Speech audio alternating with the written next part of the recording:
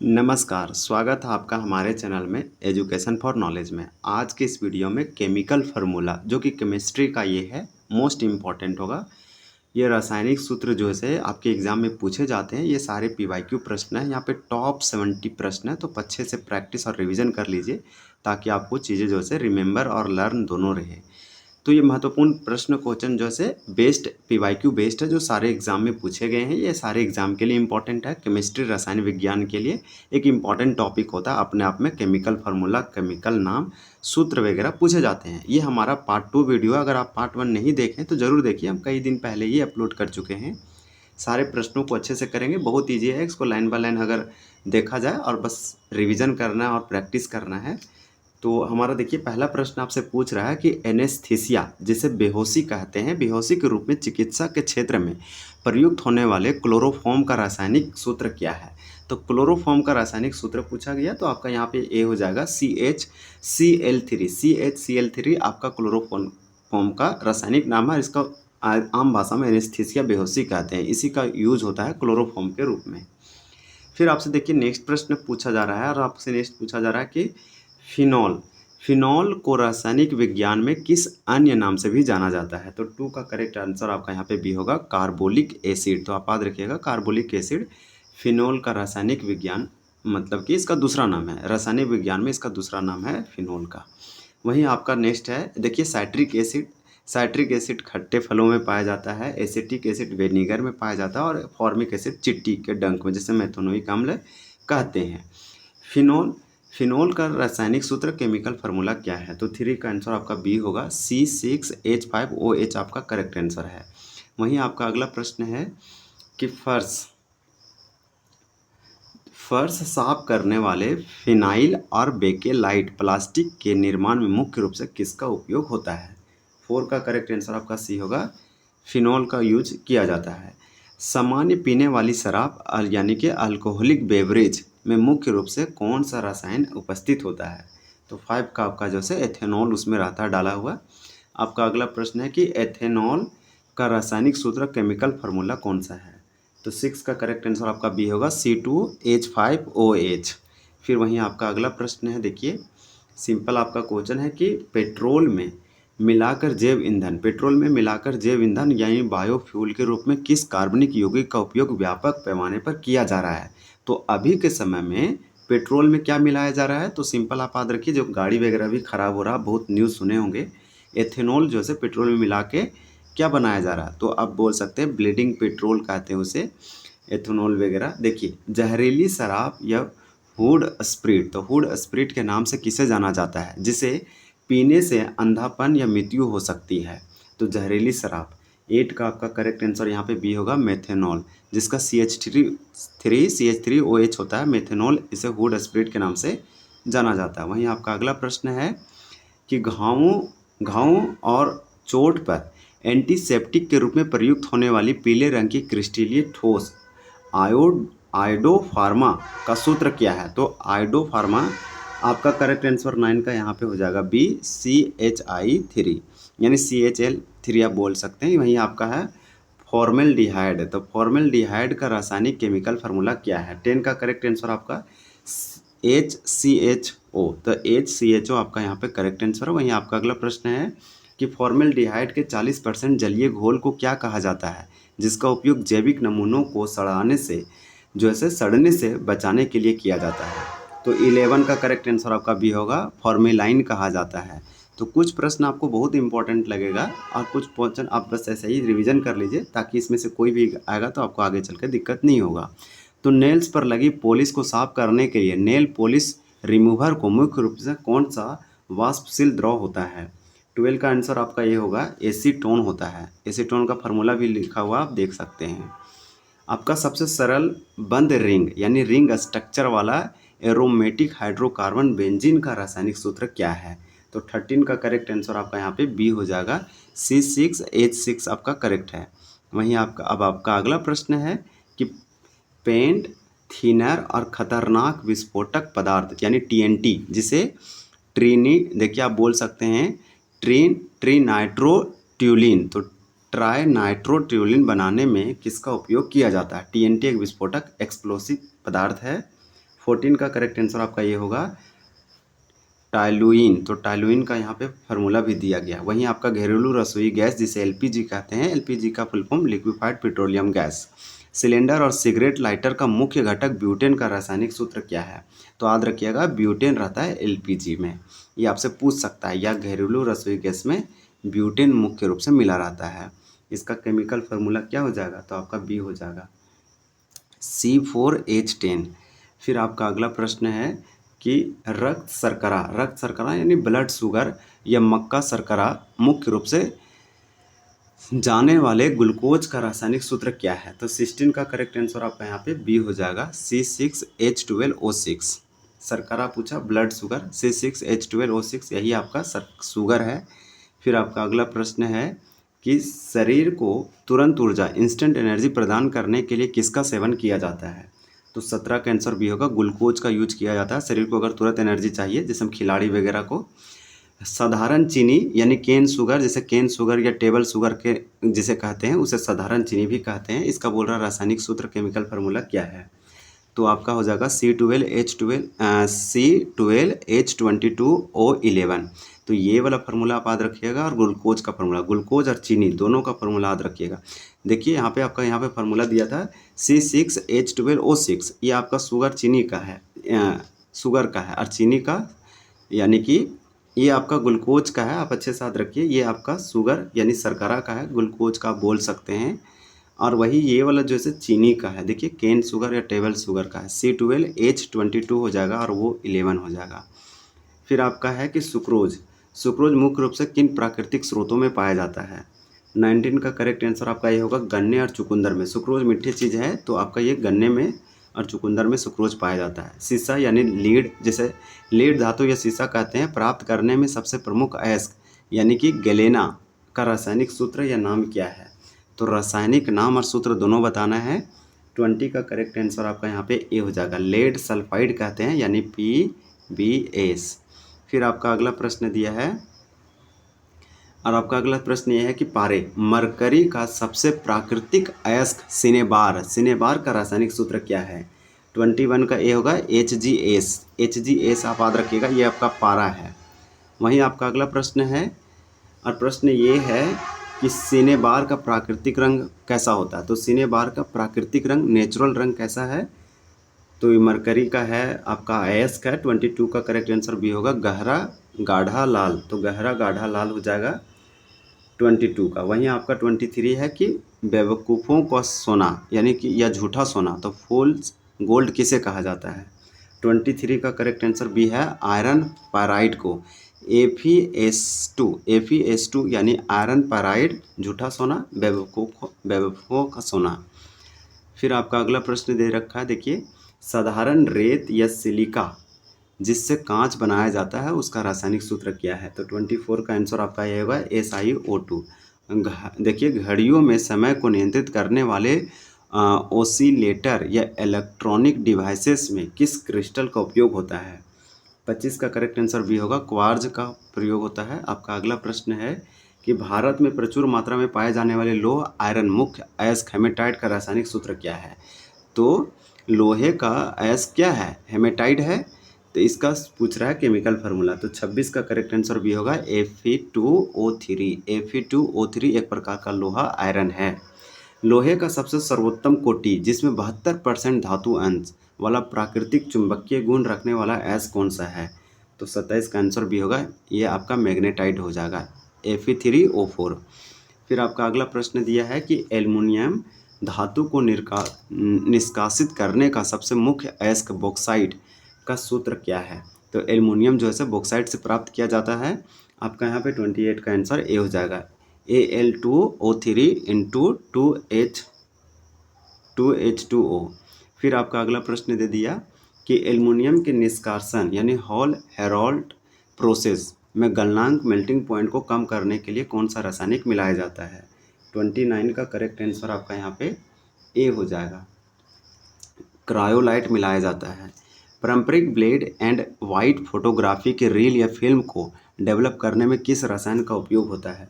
30 का answer B होगा silver bromide AgBr silver bromide. फिर आपका अगला प्रश्न है वो आप याद रखिएगा फोटोग्राफी वाला। चुनावों के दौरान मतदाताओं की उंगली पर लगाई जाने वाली अमिट स्याही यानी वोटिंग इंक को किस का रसायन होता है? तो उसका क्या होता है? यानी वोटिंग वोटिंग चुनाव वगैरह इलेक्शन होता है तो उसमें उंगली हाथ पे फिंगर पे लगाया जाता है स्याही। तो वही पूछ रहा है 31 का करेक्ट आंसर आपका ये होगा सिल्वर नाइट्रेट होता है AgNO3। याद रखिएगा, जल्दी छूटता नहीं है और मिटता भी नहीं है। लूनर कास्टिक यानी लूनर कास्टिक के नाम से रसायन विज्ञान में किसे जाना जाता है? 32 का आंसर आपका ये होगा AgNO3 यानी लूनर कास्टिक के नाम से यही वाला जाना जाता है AgNO3 सिल्वर नाइट्रेट, जो मतदाताओं की उंगली पर लगाया जाता है चुनाव के समय में।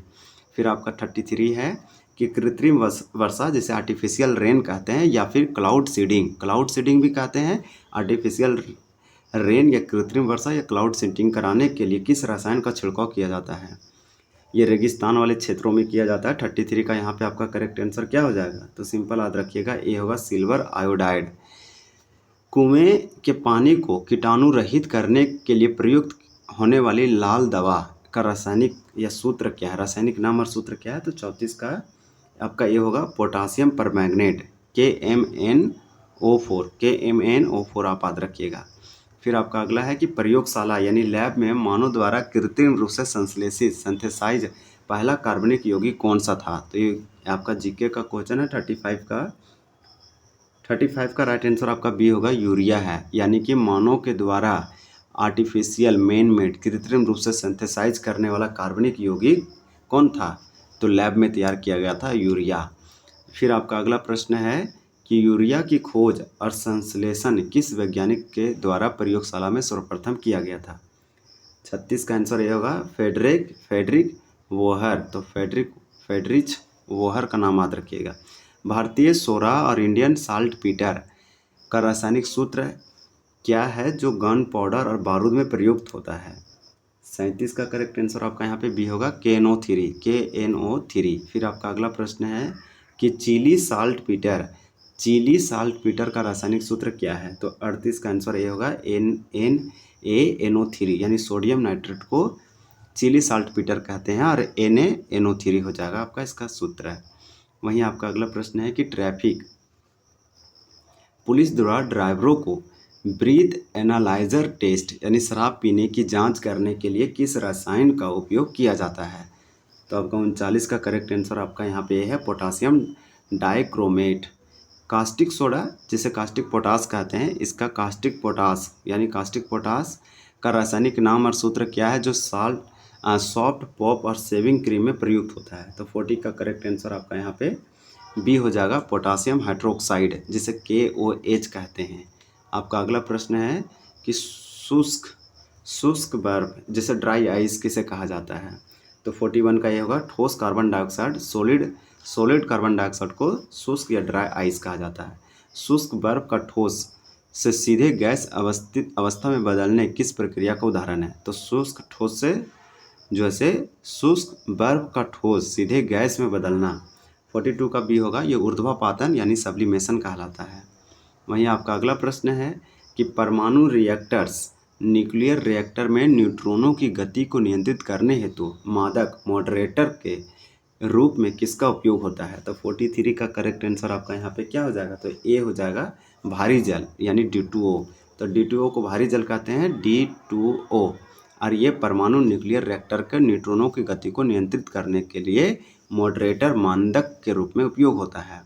फिर वहीं आपका अगला प्रश्न है कि भारी जल हैवी वाटर का रासायनिक नाम क्या है? तो इसका रासायनिक नाम पूछ रहा है। तो 44 का याद रखिएगा आपका यहाँ पे 44 का क्या हो जाएगा? तो ये D2O हो जाएगा। इसका नाम केमिकल फार्मूला और नाम होगा ड्यूटेरियम ऑक्साइड। डॉक्टरों के द्वारा कान की सफाई और घावों को साफ करने के लिए एंटीसेप्टिक द्रव के रूप में प्रयुक्त रसायन का सूत्र क्या है? तो यह हाइड्रोजन पेरोक्साइड है H2O2। फिर आपका अगला प्रश्न है, इसको भी कंप्लीट करते हैं। पुरानी ऑयल पेंटिंग के काले पड़ चुके रंगों को दोबारा चमकाने के लिए किस रसायन का प्रयोग किया जाता है? 46 का करेक्ट आंसर आपका ये होगा H2O2 का किया जाता है। नमी के संपर्क में आने पर एसिटिलीन गैस छोड़कर कच्चे फलों जैसे आम केले को कृत्रिम रूप से पकाने में प्रयुक्त रसायन कौन सा है? 47 का करेक्ट आंसर होगा कैल्शियम कार्बाइड, जिसे CaCO कहते हैं। कैल्शियम कार्बाइड फल पकाने में यूज होता है। ओजोन परत को नुकसान पहुंचाने वाली रेफ्रिजरेटर में कुकिंग के लिए प्रयुक्त फ्रीऑन 12 यानी फ्रीऑन 12 का सूत्र क्या है? 48 का करेक्ट आंसर आपका यहाँ पे ए होगा, CCl2F2।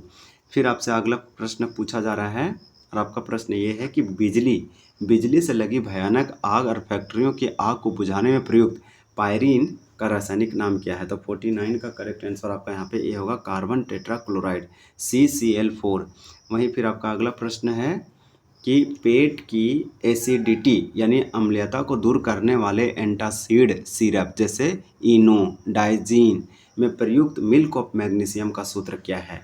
50 का करेक्ट आंसर आपको यहाँ पे ये होगा MgOH2 यानी magnesium hydroxide. Milk of magnesium का बोल रहा है कि मिल्क ऑफ मैग्नीशियम का रासायनिक नाम, केमिकल नेम क्या है? तो मैग्नीशियम हाइड्रोक्साइड है। आपका 52 है कि पुलिस के द्वारा उपद्रवी भीड़ को तितर बितर करने के लिए इस्तेमाल किए जाने वाली आंसू यानी टीयर गैस या क्लोरोपिक्रीन का सूत्र क्या है? तो आपका 52 का करेक्ट आंसर यहाँ पे ए हो जाएगा। ये वाला आप याद रखिएगा, CCl3 और फिर NO2 आपका करेक्ट है। फिर आपका अगला प्रश्न है, सफ़ेद रेशोदार पाउडर जैसी संरचना के कारण फिलोस्फर वूल, तो फिलोस्फर वूल के नाम से किसे जाना जाता है? तो 53 का करेक्ट आंसर ये होगा, जिंक ऑक्साइड ZnO। फिर आपका अगला प्रश्न है देखिए कि सनस्क्रीन क्रीम, आपसे पूछा जा रहा है कि सनस्क्रीन क्रीम और कॉस्मेटिक सामान और एंटीसेप्टिक मलहम बनाने में मुख्य घटक घटक के रूप में किसका प्रयोग होता है?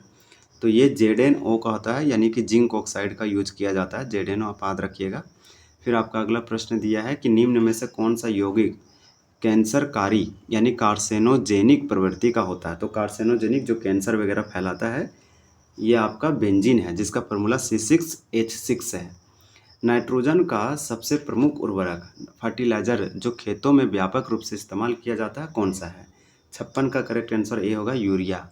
फिर वहीं आपका अगला प्रश्न है कि आतिशबाजी और पटाखों में हरे और लाल रंग के निर्माण और बारूद बनाने हेतु तो किस साल्ट पीटर का उपयोग होता है? तो 57 का करेक्ट आंसर आपका यहाँ पे हो जाएगा KNO3।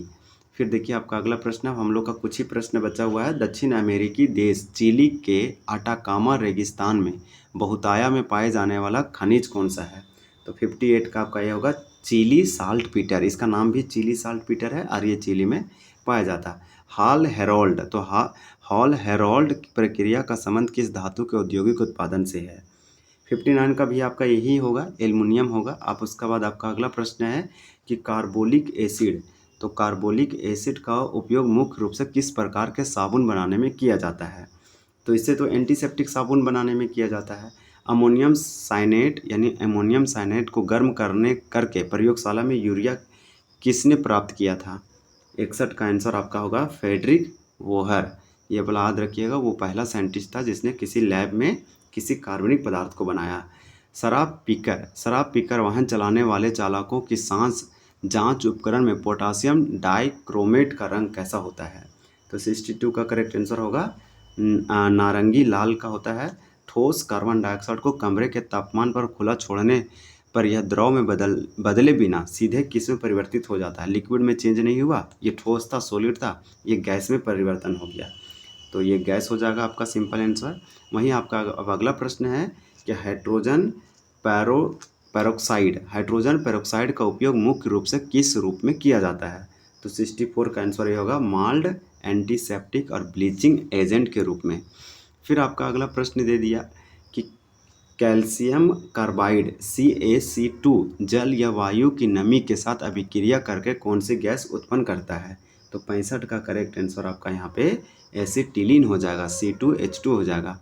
आपका अगला प्रश्न है कि फायर